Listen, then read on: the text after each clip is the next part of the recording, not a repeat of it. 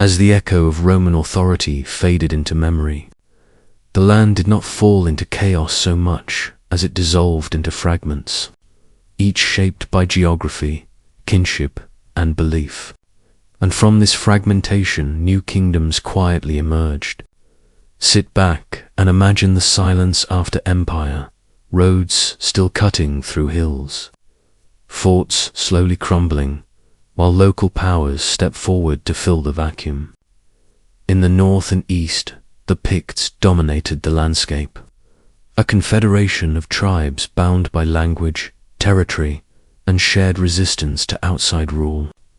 Some researchers believe the Picts were descendants of Iron Age peoples long rooted in the land, while others suggest they were a cultural identity that evolved over time rather than a single ethnic group. Their symbol stones, carved with enigmatic beasts, mirrors, and abstract shapes, still stand today, weathered yet defiant, offering meanings that remain frustratingly out of reach.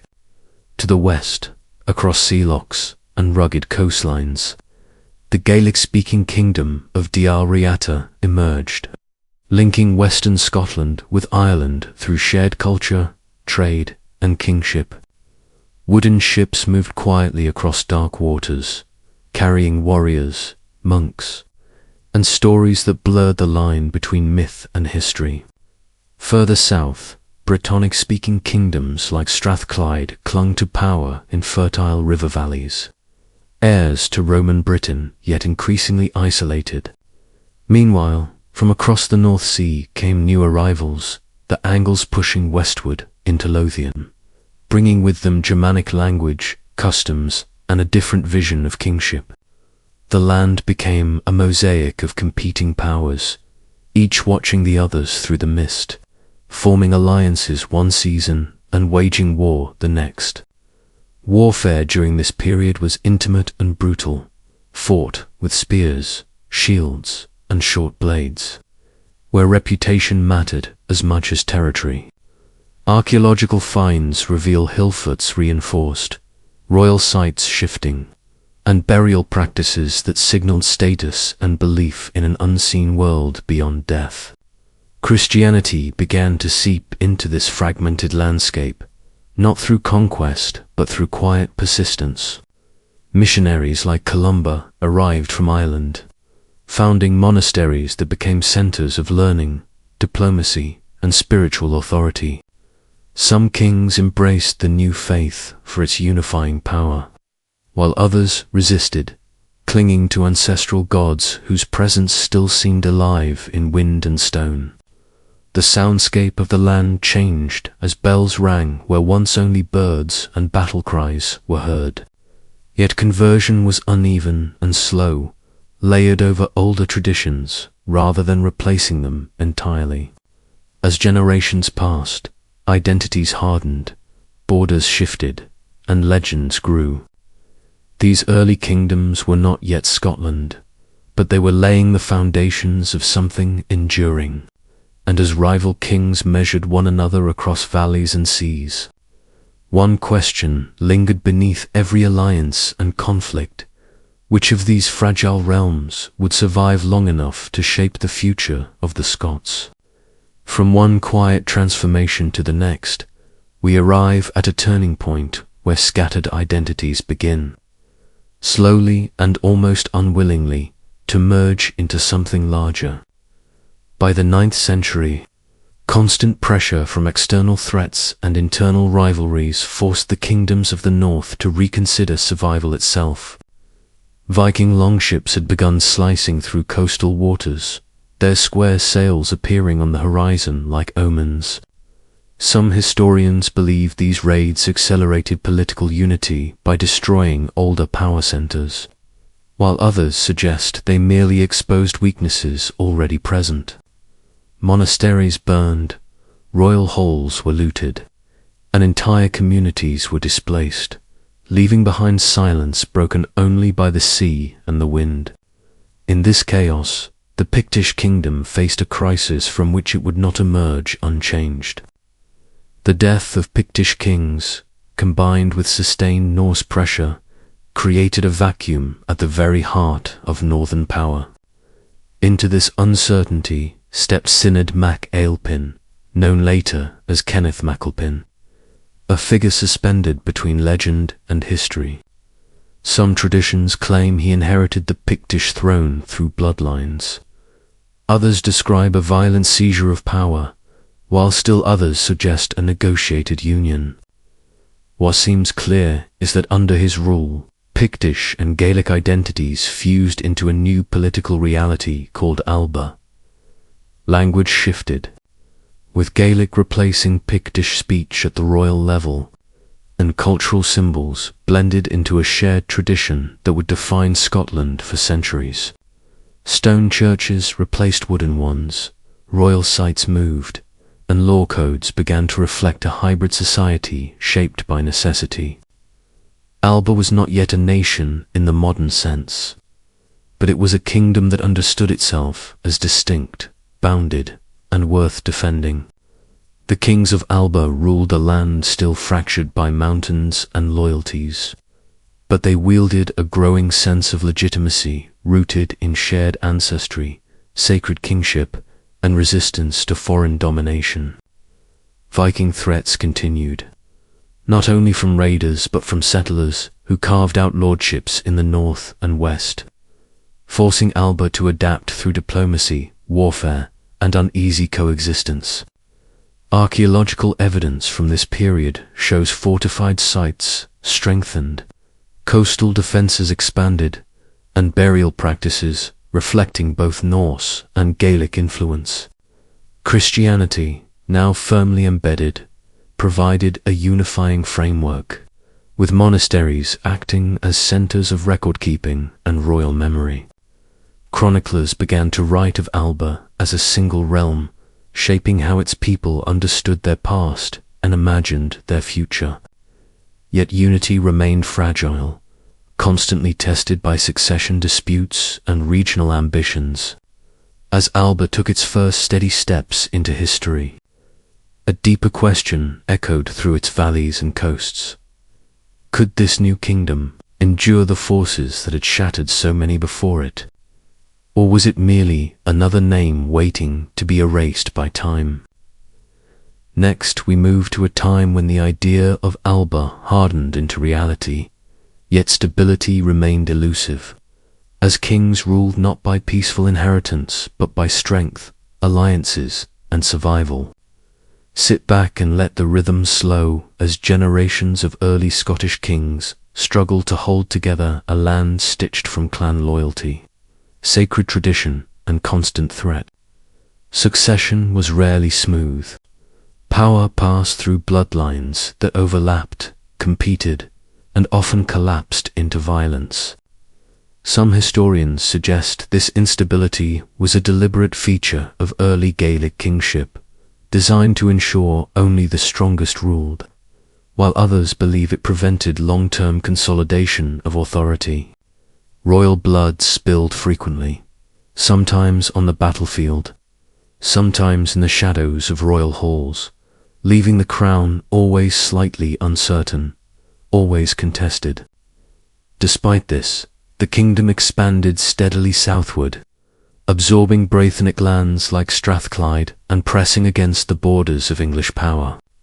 Kings such as Malcolm navigated this dangerous landscape with ruthless calculation, using marriage alliances, strategic warfare, and calculated generosity to bind powerful families to the crown. The land itself shaped governance, with mountains isolating regions, rivers defining influence, and long travel times making direct rule nearly impossible. Instead, kings relied on local mormaers, powerful regional lords who governed in the king's name while guarding their own interests.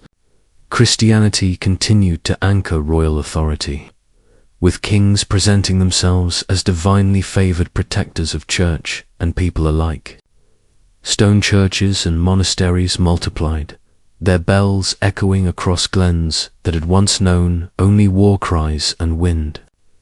Yet beneath this spiritual unity, cultural tensions simmered. Norse power still dominated the Northern Isles and parts of the mainland, creating a frontier where identities blurred and loyalties shifted with the tide.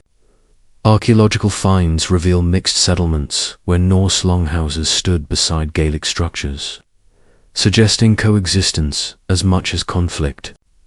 Trade networks expanded, linking Alba to Ireland, Scandinavia, and continental Europe, bringing luxury goods that reinforced elite status and royal prestige.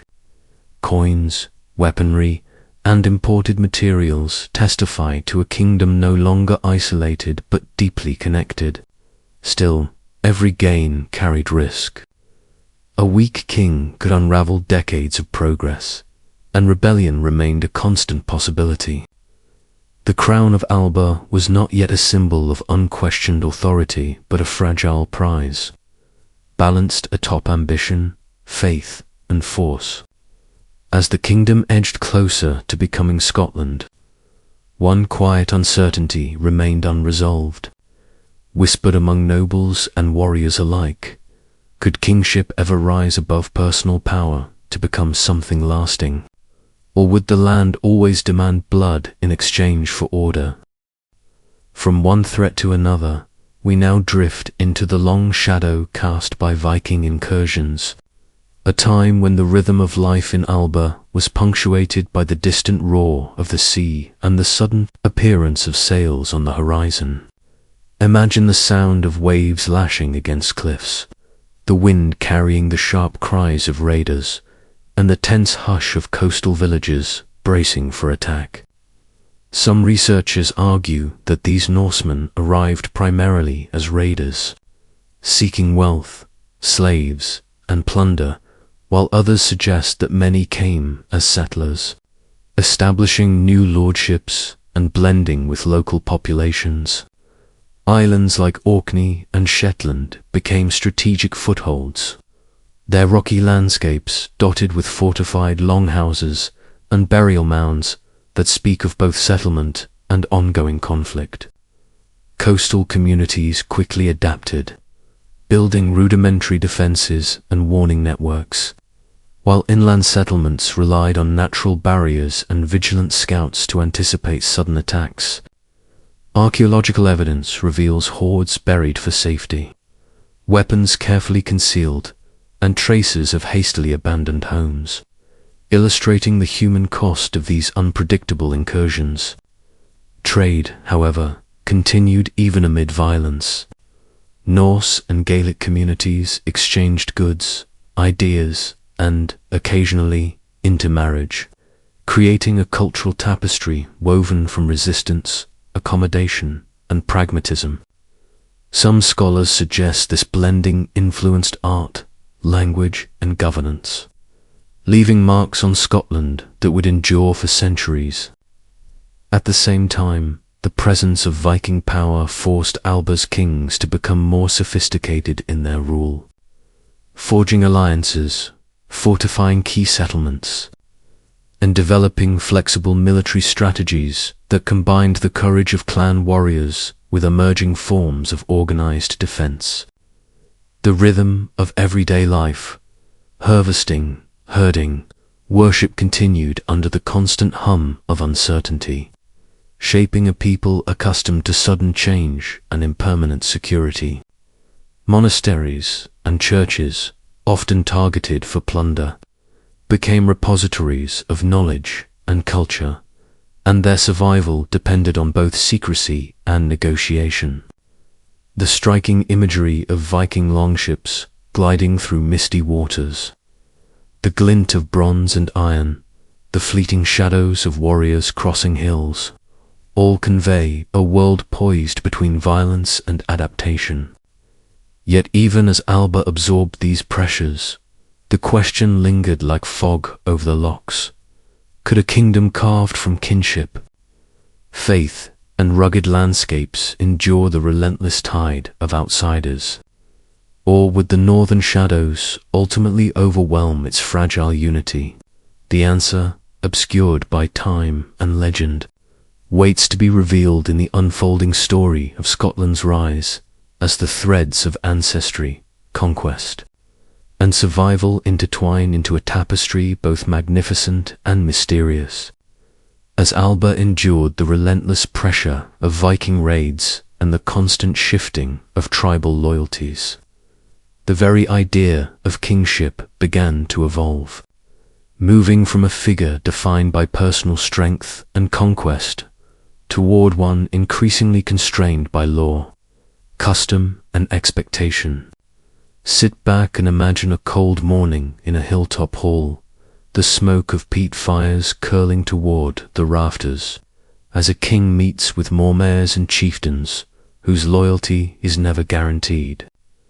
Some scholars suggest that during this period, the development of early legal systems acted as both glue and sword, binding communities together while asserting royal authority, while others argue that law was a flexible instrument, negotiated constantly between crown and clan.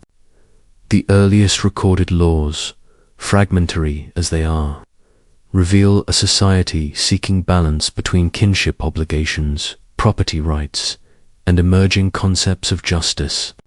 Kings began to rely on a network of loyal lords who administered their territories, collected fines, and enforced rules, while retaining the ultimate authority to mediate disputes and punish transgressions.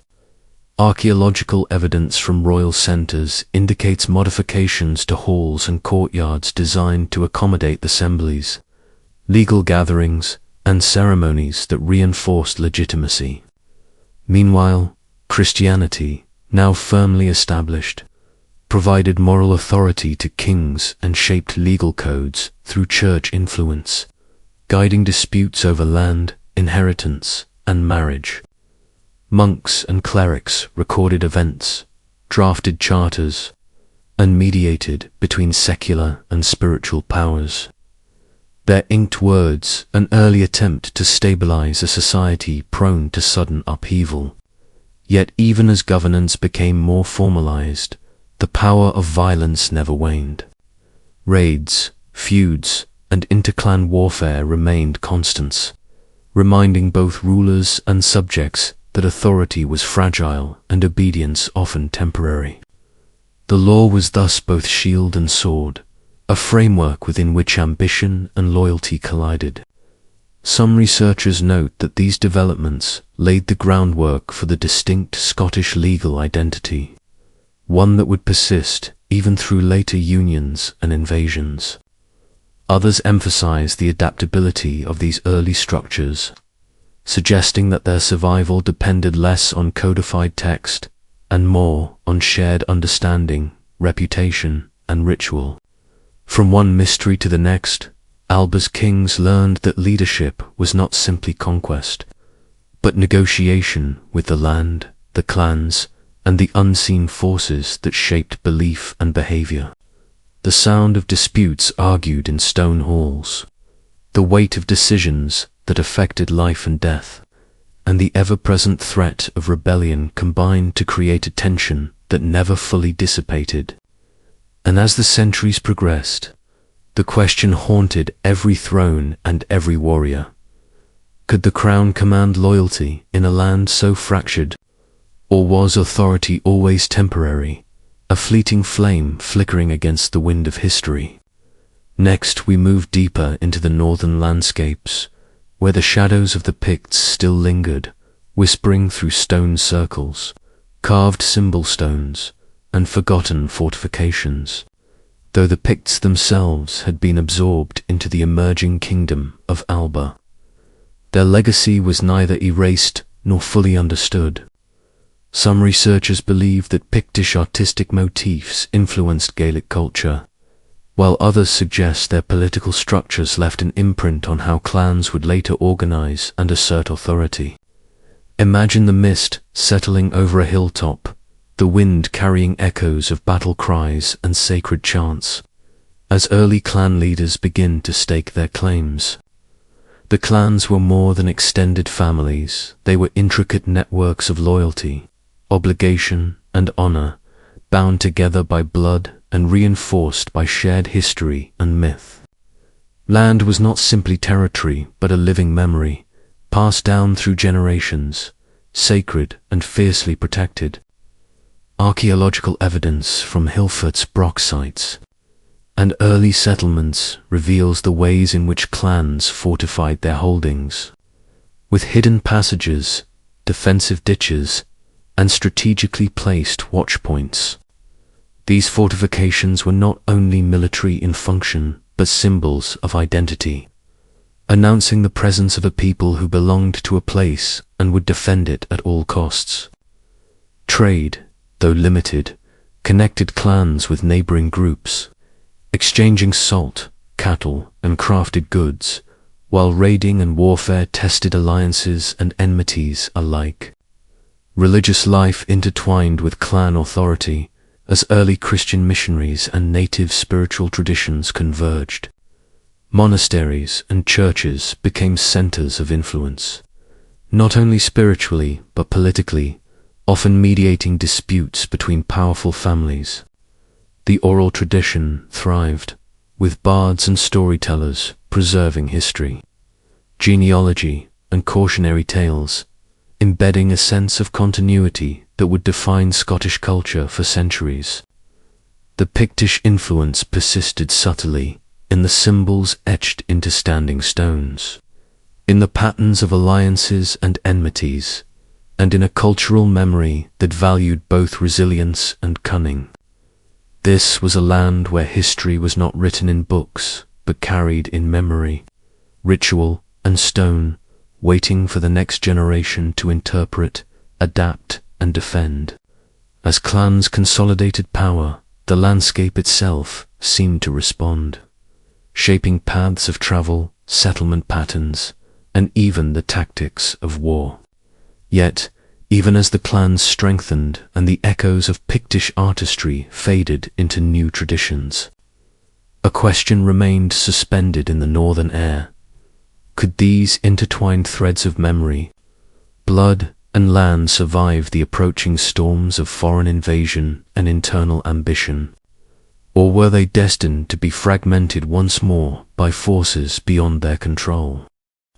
From one subtle transformation to another, we moved to a time when faith began to shape the land as profoundly as the mountains and rivers themselves.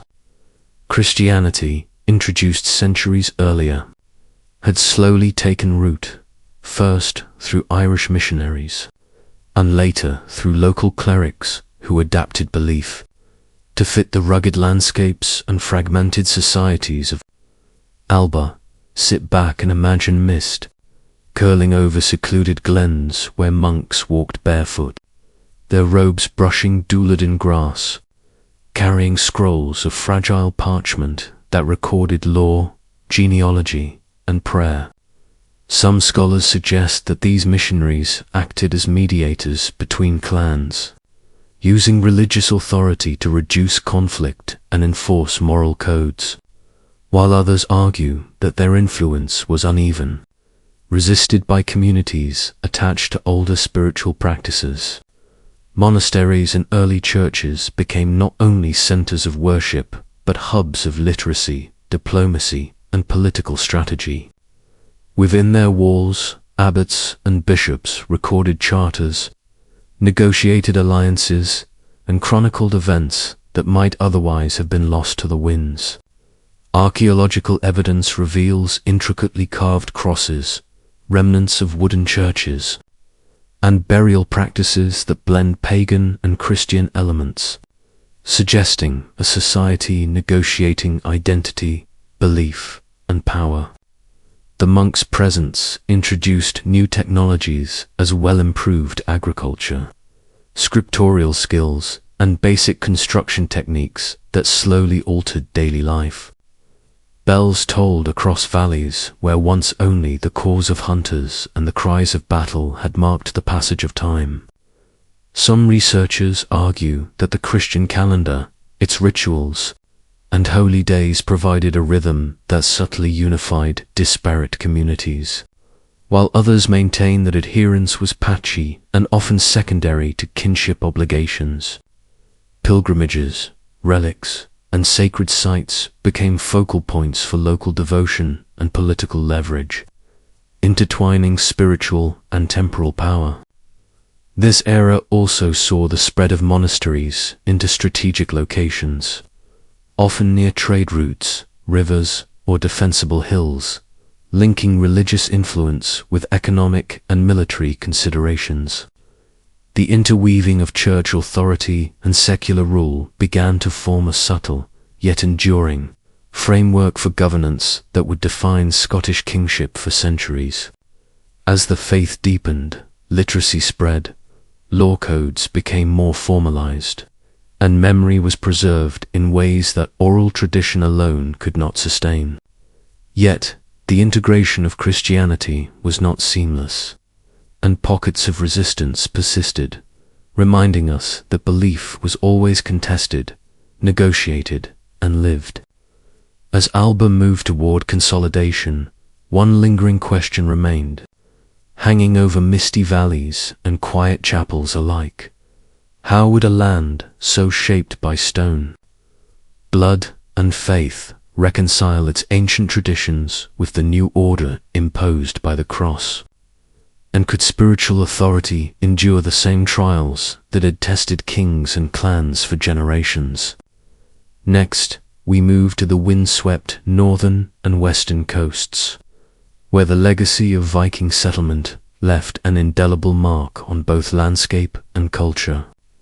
Imagine the dark waters of the North Sea, square sails glinting in the sun as longships glide silently through mist, carrying warriors, traders, and settlers seeking fortune or survival. Some researchers suggest that these Norsemen arrived primarily as raiders, their longboats striking terror into isolated communities, while others argue that many came with intentions of settlement, establishing new lordships and integrating gradually with local populations. Islands such as Orkney, Shetland, and the Hebrides became strategic outposts, dotted with longhouses, burial cairns, and fortifications that speak of a dual existence, part warrior, part farmer, part trader. Archaeological evidence reveals how Norse settlers adapted to the rugged environment, constructing stone foundations for homes, forging tools, and developing maritime networks that extended far beyond the Scottish coast. The blending of Norse and Gaelic culture created a hybrid society, visible in place names, language, art, and legal practices, where kinship, obligation, and honor combined in unexpected ways. Trade flourished alongside conflict. Salt, wool, fish, and crafted goods moved between islands and the mainland, while intermarriage slowly created overlapping allegiances. The Norse influence also introduced new forms of governance, with chieftains exercising authority over both settlers and local populations, blending Scandinavian hierarchy with Gaelic custom. Religion shifted as well, as pagan beliefs gradually gave way to Christianity. Yet elements of older Norse cosmology persisted in folklore, art, and ritual. Standing stones and burial mounds from this period carry symbols that hint at these dual identities, where Odin's myths and Christian prayers coexist in quiet tension. The North Atlantic climate, harsh and unpredictable, shaped human activity, forcing communities to innovate in fishing, farming, and navigation, while also demanding resilience and cooperation. The rhythms of the sea, the cycle of tides, and the unpredictable storms became constants in the lives of both Norse and Gael. Some historians argue that this hybrid culture strengthened the northern Scottish kingdoms, creating networks capable of resisting both southern ambitions and later centralized monarchs. Others suggest it sowed seeds of fragmentation, a reminder that identity in Scotland was always negotiated, fluid, and layered. As settlements thrived yet remained isolated, one question lingered over cliffs and fjords alike. Could these communities maintain autonomy against the rising power of Alba and its kings? Or would the blending of Norse and Gaelic ultimately dissolve into the larger story of Scotland, leaving only whispers in stone and legend? From the interplay of Norse settlements and Gaelic tradition, we move to the slow crystallization of what we now recognize as Scottish kingship, a concept forged in fire, faith, and relentless negotiation. Imagine a rugged throne room, smoke curling from a peat fire, the scent of damp timber filling the air, as a king sits among mormaers and clan leaders, each aware that loyalty is conditional and rebellion never far away. Early Scottish kings ruled not over uniform territories, but over a patchwork of lands, each with its own customs, obligations, and local power brokers. Some researchers argue that kingship evolved from a system designed to survive constant external threats: Vikings, Picts, Norse settlers, while others suggest that religious authority and the symbolic power of sacred kingship played an equally critical role in unifying disparate groups. Law and ritual intertwined to establish legitimacy. Assemblies convened on hilltops, oaths sworn on sacred relics, and justice administered according to tradition, negotiation, and, when necessary, force. Archaeological evidence from royal centers reveals expanded halls, fortified enclosures, and ceremonial spaces that suggest kingship was as performative as it was administrative. Christianization reinforced authority, as kings presented themselves as protectors of the church, patrons of monasteries, and enforcers of moral and legal order, linking divine favor to temporal power. Yet threats remained constant. Highland clans retained loyalty to their own lineages. Norse settlers preserved separate traditions, and southern Brittonic kingdoms looked for opportunities to reclaim influence. Warfare was frequent, intimate, and brutal, conducted with spears, axes, and swift raids across hills and valleys, each encounter reinforcing or undermining the king's standing. Alliances were fragile, often cemented through marriage, tribute, or mutual defense pacts, but easily broken when ambition or survival demanded it. Some scholars suggest that this constant negotiation between central authority and local autonomy laid the foundations for Scotland's distinct political culture, one characterized by layered identities and adaptable governance. Others highlight the role of oral tradition, bards, and monastic records in consolidating legitimacy, preserving genealogies, and codifying law in ways that transcended individual reigns. The physical and social landscapes were inseparable, with mountains, rivers, and lochs shaping political boundaries as much as familial ties. From one mystery to the next, Scottish kings learned that survival depended on a delicate balance of force, diplomacy, faith, and reputation, each king inheriting the triumphs and failures of predecessors. Yet a persistent question lingered in the northern air. Could a kingdom so fragmented, so steeped in local loyalties and external threats, ever forge a crown strong enough to endure? Or would the very elements that defined it always threaten its fragile unity? Next we move southward to the contested lands along what would become the border with England, where the ebb and flow of power was as unpredictable as the rivers carving the valleys. Sit back and picture rolling hills dotted with watchtowers, the constant drum of mounted scouts, and the tension that hung in the air like mist over a loch. Some researchers argue that conflict with England was a defining force in shaping Scottish identity, while others suggest it was as much a matter of opportunity and resource as of nationalism. Kings of Scotland, from David I onward, negotiated, warred, and intermarried with English counterparts, balancing diplomacy with displays of martial might. Castles began to rise along borderland, stone keeps built, not just for defense, but as statements of authority, their walls absorbing the smoke of siege engines and the clang of armored conflict. The marches became a liminal space, neither fully Scottish nor fully English, where law was fluid and power was enforced by local wardens who held allegiance to crown and kin. Raids, cattle theft, and feuds were routine, and the line between criminality and legitimate warfare blurred.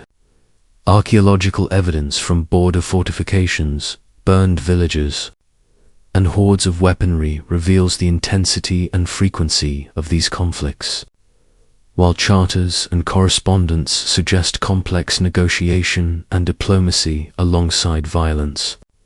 Religion, once again, intertwined with politics.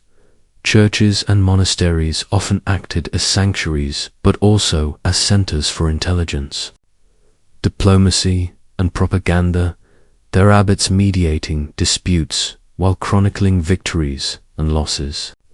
Some scholars point to the linguistic and cultural blending that occurred in these borderlands, with Gaelic, Norse, and English influences merging in dialects, place names, and material culture, while others emphasize the persistent cultural tensions that made these regions uniquely volatile. For the Scottish kings, the challenge was never simply defending territory, but sustaining loyalty among noble families, whose ambitions could be as threatening as any foreign army. Alliances shifted with marriages, treaties, and mutual threats, creating a political dance that required constant vigilance and strategic foresight. Trade continued despite the violence, as rivers and roads facilitated the movement of goods, soldiers, and ideas, and border markets became hubs of both commerce and intelligence, from one shadowed valley to the next. Scotland's relationship with England shaped not just its military strategies, but its very sense of self. A constant reminder that survival required more than strength. It required cunning, adaptation, and endurance. Yet, even amid fortified towers and negotiated truces, one question lingered like fog on the hills. Could these border struggles ever end? Or would Scotland forever be defined by the tension between its independence and the ever-present power to the south? From the tumultuous borderlands, we now drift into the era of James VI, a figure whose ambition and vision would stretch the imagination of his contemporaries and alter the course of Scottish history forever. Sit back and imagine the royal courts of Edinburgh and later London, bustling with courtiers, scribes, and intrigue, as James navigates a world of fragile loyalties, political maneuvering, and complex diplomacy. James inherited a kingdom still shaped by clan loyalties, Norse remnants, and ongoing tensions with England. Yet he dreamed of uniting crowns and consolidating authority across borders.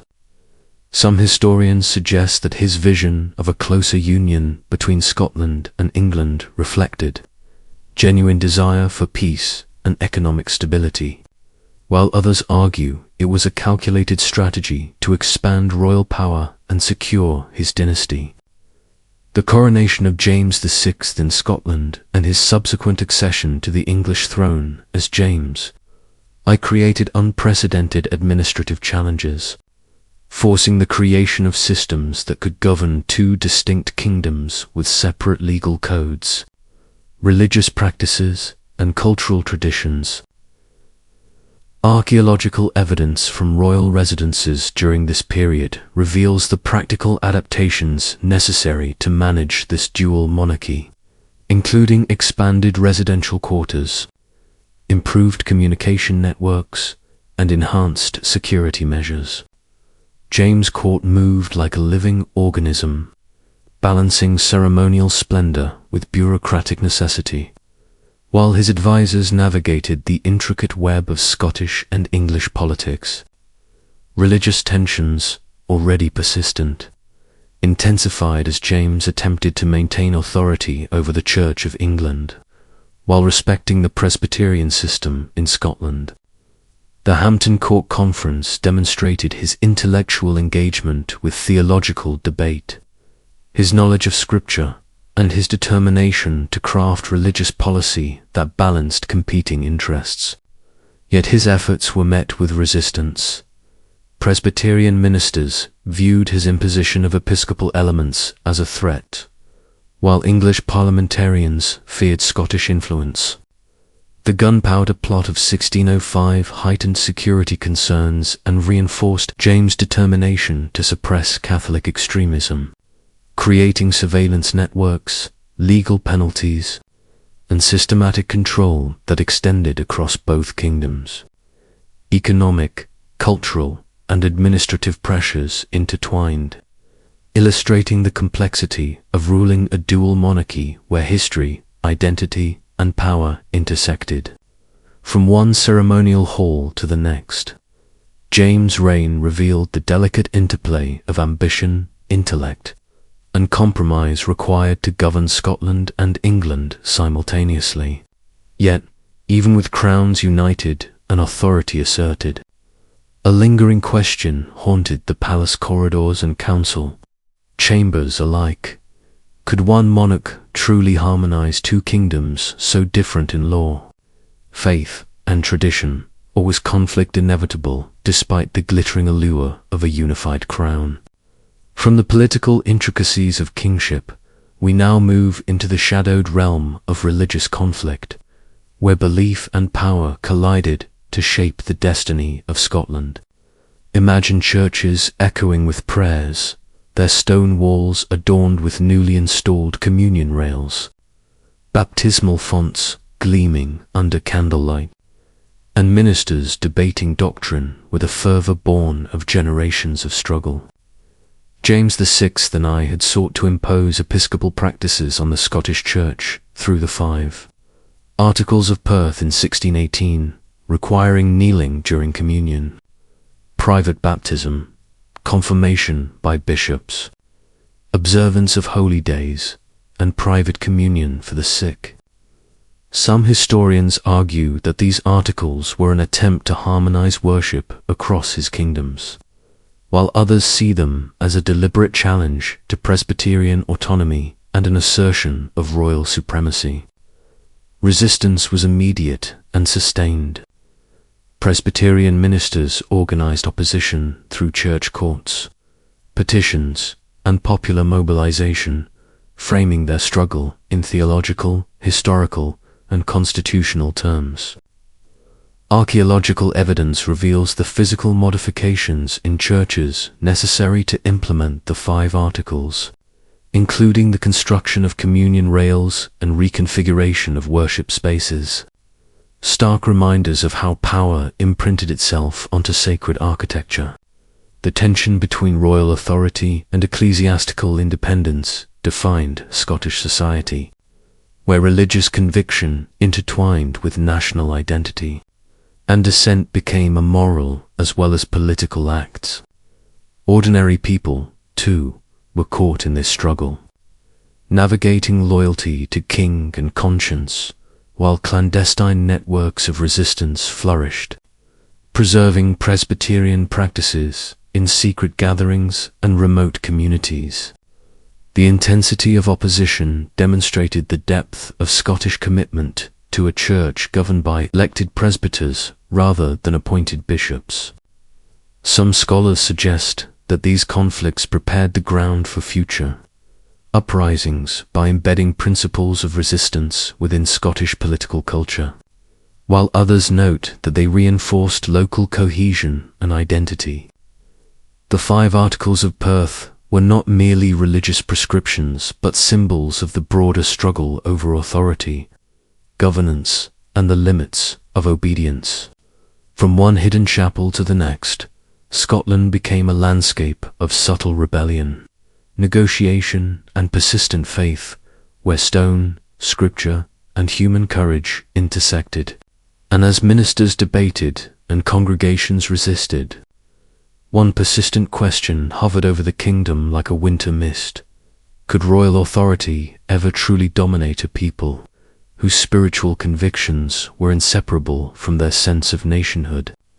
Or would resistance continue to simmer beneath the surface, waiting for the moment to erupt once more? From the simmering resistance of Presbyterian ministers, we move to the explosive energy of the Covenanting movement, a chapter where faith and politics became inseparable and the land itself seemed to tremble under the weight of conviction. Imagine the chill of February winds in Edinburgh, thousands gathering in Greyfriars churchyard to sign a document that would echo across generations, their breaths visible in the frosty air, hands pressed to inked parchment as if to bind themselves to a higher purpose. The National Covenant of 1638 was more than a religious statement. It was a declaration of political agency, asserting the right of Scots to preserve their ecclesiastical traditions against royal interference. Some historians argue that the covenant was primarily theological, a defense of Presbyterian purity, while others emphasize its political dimensions, framing it as resistance to absolutist monarchy. The movement quickly spread throughout Scotland, supported by a network of ministers, nobles, and common folk, coordinated through committees, correspondence, and local assemblies.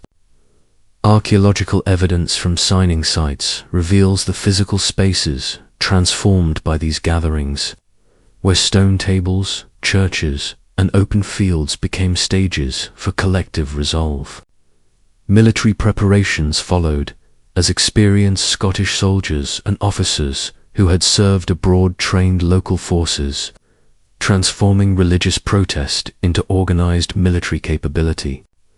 The Bishops' Wars of 1639 and 1640 demonstrated this newfound strength, with Scottish armies confronting Charles I's forces, occupying strategic towns, and compelling concessions through both negotiation and force.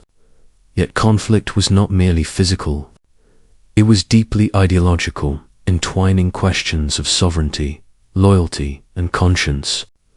The Covenanters established alternative governance structures, demonstrating remarkable organizational skill. From fundraising and propaganda to military logistics, all coordinated with a discipline that challenged royal authority. Some scholars suggest that this period laid the foundation for Scotland's enduring tradition of civic engagement and collective action, while others highlight the tensions it created between religious zeal and political pragmatism. The victories and compromises of the Covenanting period also shaped the Scottish contribution to the wider British civil wars, aligning with English parliamentary forces to secure broader constitutional and religious objectives. From one encampment to the next, the landscape of Scotland became a theatre of moral conviction and strategic planning, where every hill, valley, and river played a role in the unfolding drama. And yet, as armies marched and declarations spread, one question remained, hovering over both the battlefield and the pew. Could a movement rooted in conscience and faith reshape the destiny of a kingdom? Or was the fragile unity of Scotland destined to be tested again by ambition, conflict, and the ever-present tension between crown and conscience? Asterisk from the fervour of the Covenanters, we move to a darker chapter, when the iron hand of Cromwell extended across Scotland, transforming the kingdom through military might, administrative control, and systematic suppression of traditional structures. Imagine the relentless march of disciplined new model army regiments, their boots pounding the earth, drums echoing in valleys, while local populations watched from hillsides, uncertain whether to flee, resist, or submit. Following the execution of Charles I, Scotland proclaimed Charles II as king, defying the emerging English Commonwealth and inviting confrontation. Some historians argue that Cromwell's conquest was a calculated political move to integrate Scotland into a republican framework, while others emphasize the military necessity of neutralizing a potentially hostile kingdom. Battles such as Dunbar in 1650 and Worcester in 1651 demonstrated the tactical superiority of English forces, with well-coordinated infantry, cavalry, and artillery decimating Scottish formations that relied on traditional Highland charges and clan cohesion. Archaeological evidence from these site-weapon deposits, mass graves, and fortifications confirms the scale of destruction and the effectiveness of disciplined military organization against less centralized forces. Beyond the battlefield, the English occupation reshaped governance, law, and religion. Military governors replaced traditional administrators. English legal codes overlaid Scottish civil law, and appointed clergy enforced Puritan practices, suppressing both Presbyterian and Episcopal traditions. Fortifications were constructed, castles demolished, and economic resources redirected to support occupation forces, altering the physical and social landscape. Villages were abandoned, trade disrupted, and customary land usage transformed, creating hardship that resonated for decades. Some scholars highlight the resilience of Scottish identity during this period, maintained through clandestine worship, oral tradition, and local networks of resistance, while others underscore the thoroughness of Cromwellian policies in imposing republican order. The convergence of military, political, and religious control illustrates the multidimensional approach to conquest, where occupation was not merely a temporary imposition but a structural reconfiguration designed to reshape loyalty, governance, and cultural life.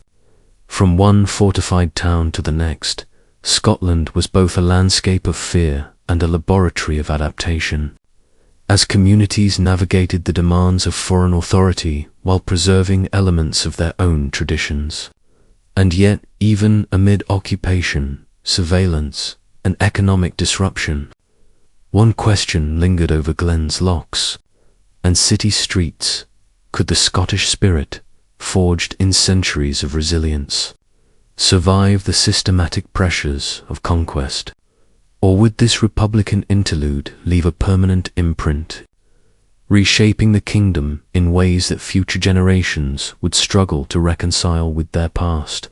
From the shadow of Cromwell's occupation, we move into a period of cautious renewal as Charles II ascended the throne in 1660, bringing with him the promise of restoration and the complex task of reconciling Scotland with its interrupted monarchy.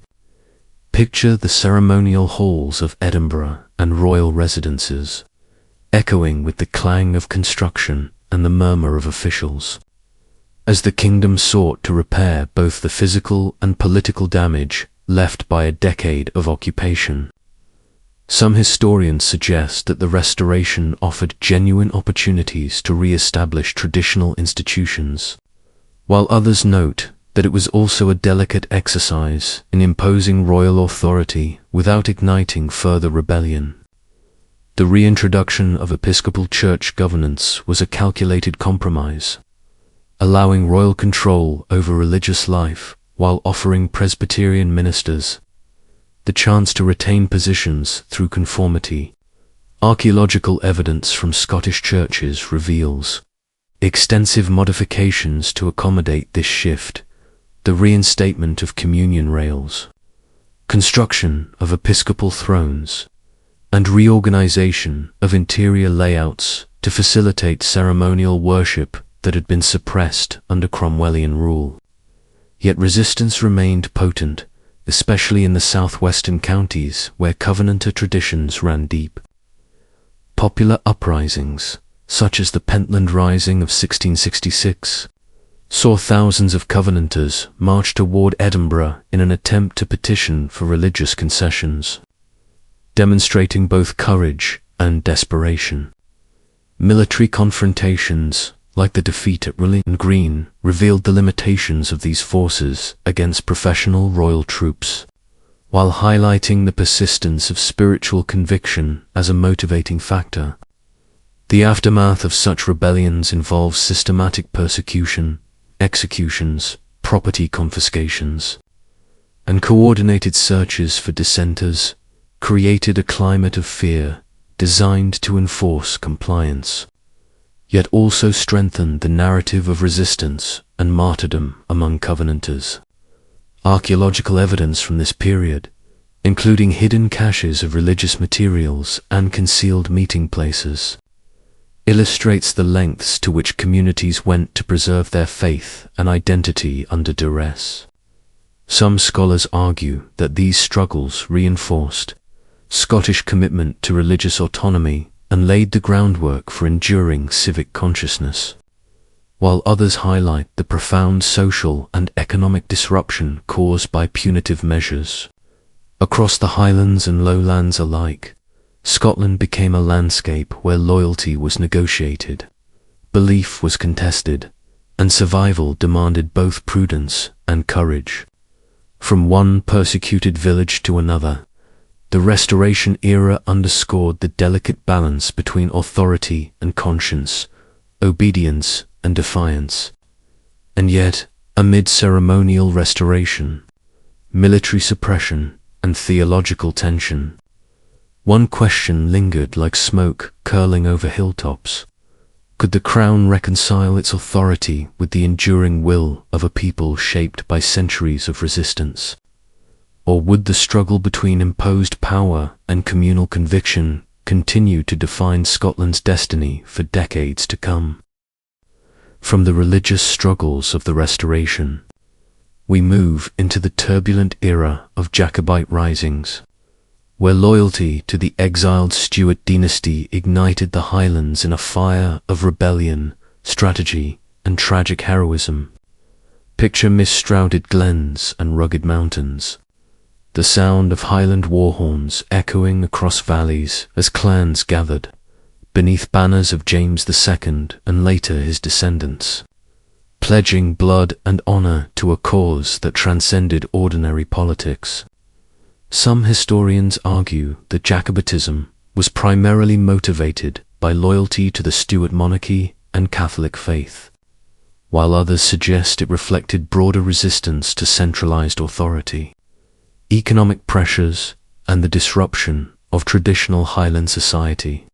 From 1689 onwards, figures like John Graham of Claverhouse, Viscount Dundee, raised armies combining intimate knowledge of terrain with the fierce courage of clan warriors, achieving dramatic tactical victories that showcased the effectiveness of the Highland charge and decentralized command.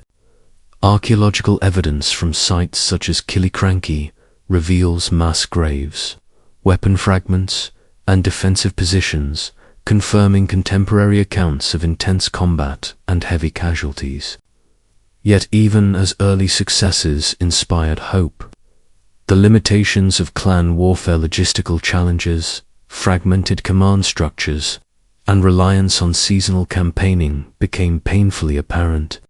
Subsequent defeats, including the sieges of Dunkeld and the Battle of Culloden, highlighted the overwhelming advantage of professional government forces equipped with artillery, disciplined infantry, and coordinated cavalry. Archaeological investigations at Culloden Moor reveal mass graves, abandoned camps, and burned settlements, illustrating not only the scale of military defeat, but the deliberate suppression of Highland social and political structures. The aftermath of these campaigns involved systematic measures to dismantle clan power, confiscation of lands, destruction of castles, imposition of military roads, and disarmament of populations aimed to eliminate the capacity for future rebellion. Yet cultural and religious resistance persisted, often in clandestine forms, as Gaelic language, music, and religious practice were preserved in remote glens and secret meeting places. Economic changes compounded the strain. Traditional clan economies struggled under new taxation, sheep farming, and integration into broader Scottish and British markets, creating both hardship and incentive for adaptation. Some scholars suggest that these pressures accelerated Highland migration, emigration, and the eventual dispersal of Scottish culture across the Atlantic, while others emphasize the resilience of identity maintained through oral tradition, music, and communal memory. From one desolate battlefield to the next, the Jacobite era revealed a Scotland caught between enduring loyalty, cultural preservation, and the unstoppable force of state power. And yet, even in the shadow of defeat, one question lingered across the mountains and lochs. Could the spirit of the Highlands, tempered by centuries of struggle, survive the systematic dismantling of its society? Or would the age of clans and kings ultimately be consigned to memory and legend? From the embers of Highland resistance, we move to a moment that reshaped the very structure of the kingdom, the Union of 1707, when Scotland and England merged their parliaments, creating a new political reality that carried both opportunity and tension. Picture the halls of the newly formed British Parliament, the murmur of debates echoing over decisions that would ripple through cities, villages, and glens alike, while Scottish nobles and merchants weighed the promises of economic advantage against the loss of political autonomy. Some historians argue that the Union provided Scotland with unprecedented access to colonial trade, international markets, and the burgeoning British Empire, while others emphasized the resentment it engendered, particularly in communities that felt their traditions, laws, and local governance were being subsumed. The integration of commerce, industry, and imperial connections accelerated economic transformation. Glasgow emerged as a major trading hub, exploiting tobacco from the Americas, while textile and linen production expanded, harnessing water power and skilled labor to compete internationally. Archaeological evidence from industrial sites, warehouses, and ports reveals the physical infrastructure of this growth: mills, docks, and workshops that transformed both urban and rural landscapes. Agricultural improvement, meanwhile, reshaped the countryside with enclosures, drainage systems, and selective breeding increasing productivity, yet displacing traditional tenant farmers and laborers, who were often forced to migrate to urban centers or overseas. Some scholars suggest that these changes laid the foundation for Scotland's intellectual and industrial flowering, linking wealth creation with opportunities for education, innovation, and cultural expression, while others note the social costs, including rural depopulation, loss of communal practices, and heightened inequality. The Highlands, already strained by prior Jacobite conflicts, faced additional pressures as disarmament, road building, and economic transformation disrupted traditional clan structures and created new forms of dependence and opportunity.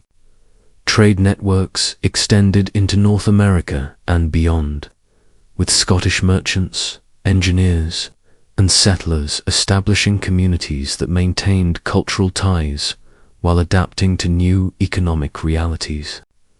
Archaeological evidence from cleared settlements, trading posts, and emigration records documents these shifts, illustrating both displacement and adaptation.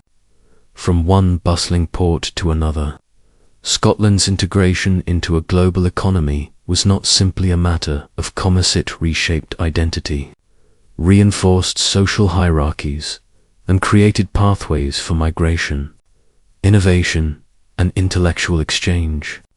Yet, even amid economic growth and urban expansion, One question lingered across the lowlands and highlands alike. Could Scotland preserve its distinctive culture, traditions, and sense of nationhood while being drawn inexorably into the currents of empire, trade, and industrial change? Or would the old ways be gradually submerged beneath the tidal wave of modernization? From the sweeping changes of political union and economic transformation, we arrive at the luminous era of the Scottish Enlightenment, where ideas, innovation, and enterprise illuminated a kingdom emerging from centuries of struggle and adaptation. Picture the streets of Edinburgh and Glasgow, bustling with scholars, merchants, and artisans, the air thick with smoke from chimneys and the scent of ink and coal, as universities, libraries, and lecture halls became incubators of intellectual revolution.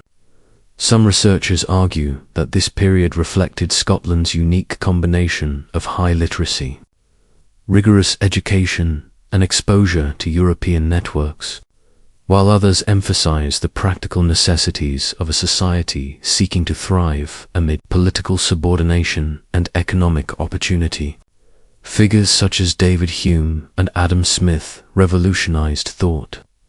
Hume's skeptical philosophy challenged assumptions about human knowledge, causation, and morality, while Smith's systematic analysis of commerce and the wealth of nations laid the foundations for modern economics.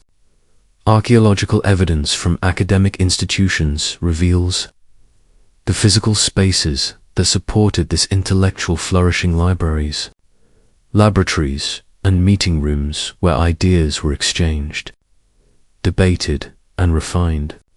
Industrialization accelerated alongside Enlightenment thought, with textile, coal, and iron industries transforming both urban and rural landscapes. Factories harnessed water power, while specialized workshops and transportation networks connected production to domestic and international markets. Glasgow's rise as a commercial and industrial hub exemplified this convergence of knowledge, capital, and geography, while smaller towns and rural areas adapted through agricultural improvement, enclosure, and selective breeding of livestock. The Highland clearances and economic displacement prompted waves of emigration, creating Scottish communities across North America, Australia, and beyond, where settlers preserved cultural practices while contributing to colonial development in commerce, governance, and education. Archaeological evidence from cleared settlements, emigration records, and colonial sites illustrates both the disruption of traditional life and the persistence of Scottish identity across continents. Artists, poets, and writers, including Robert Burns, captured the vibrancy of Scottish culture, blending vernacular tradition with intellectual sophistication, while scientific, commercial, and civic networks expanded influence far beyond the kingdom's borders. Some scholars suggest that the diaspora created a global extension of Scottish society, fostering cultural exchange and economic opportunity, while others note the social costs of depopulation, inequality, and the loss of traditional Highland communities. From one bustling city street to a distant colonial settlement, Scotland demonstrated the remarkable capacity to adapt, innovate, and preserve identity amidst dramatic transformation. And as we close this journey through centuries of resilience, conflict, and creativity, one final question lingers in the mind and the air.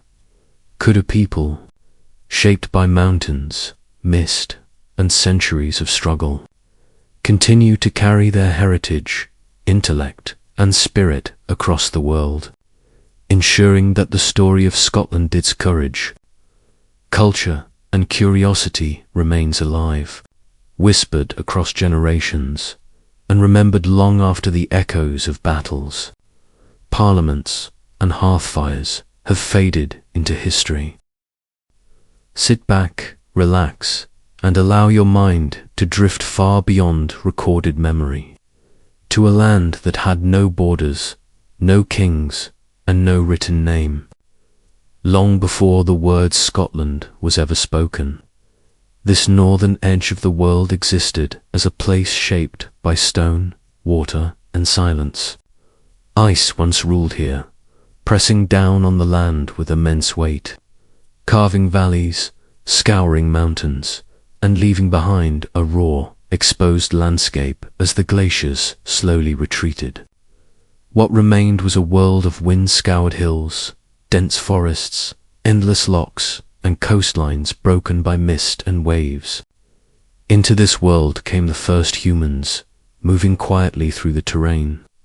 Hunters and gatherers following animal paths, reading the land like a living map. Some researchers believe these early settlers arrived shortly after the last ice age, crossing land bridges or narrow seas, carrying little more than tools of stone and knowledge passed down through generations. They built no cities, raised no monuments meant to last forever, yet their presence lingers in flint blades, hearth remains, and subtle scars in the soil. As centuries passed, these people began to settle, to clear small patches of forest, to shape the land rather than simply move through it. Neolithic communities raised stone circles and burial cairns, whose purposes remain uncertain even now. Others suggest these structures marked sacred spaces, places where the boundary between the living and the unseen felt thinner, where the movement of the sun and stars guided ritual and memory. Imagine the sound of wind moving through standing stones, the smell of damp earth, the quiet weight of time pressing in. These early inhabitants did not leave written records, but they left questions carved into rock and aligned with the heavens. From one mystery to the next, we move toward the arrival of metal, as copper and bronze tools slowly replaced stone, bringing new technologies, new hierarchies, and new tensions. Trade routes stretched across seas, connecting this remote land to distant cultures, while local identities hardened into tribes whose names we can only guess. Even now, archaeologists debate who these people truly were, how they saw themselves, and what stories they told under dark northern skies. Were they already laying the foundations of what would one day become the Scots, or were they something entirely different, erased and absorbed by time? As the night deepens and history begins to stir, one question lingers in the quiet: who truly owns the beginning of a land that remembers everything, yet explains almost nothing? As the centuries rolled forward and the rhythms of stone and bronze life slowly changed, the land we now call Scotland felt the approach of something new, carried not by ice or silence, but by people, language, and belief. Next we move to an era defined less by monuments and more by movement, as groups commonly described as Celts began to spread across much of Europe, eventually reaching the northern reaches of Britain. Some researchers believe these migrations occurred in waves rather than a single invasion, blending gradually with existing populations instead of replacing them outright. Others suggest the idea of a sudden Celtic arrival may be more myth than reality, a label applied later to cultures that shared similar art styles, technologies, and linguistic roots. What is clear is that by the first millennium BCE, the land was alive with new patterns. Ryan tools rang against stone, hill forts rose along ridgelines, and tribal identities began to solidify. Iron transformed daily life, allowing stronger weapons, more efficient farming, and more durable tools, but it also intensified conflict, as control over land and resources became increasingly contested. Imagine the smell of smoke rising from hill forts, the echo of hammer on iron, the tension of watchful eyes scanning distant valleys. These communities organized themselves into kin-based groups, bound by loyalty, ancestry, and shared ritual, with power flowing through warriors, chieftains, and storytellers who carried memory through spoken word. Celtic art flourished in spirals, knotwork, and animal forms, not merely decorative but symbolic, reflecting a worldview where nature, spirit, and humanity intertwined. Some scholars believe these designs held protective or spiritual meaning, while others argue they were expressions of identity in a fragmented and competitive world. Religion during this time remains elusive, preserved only through archaeology and later accounts.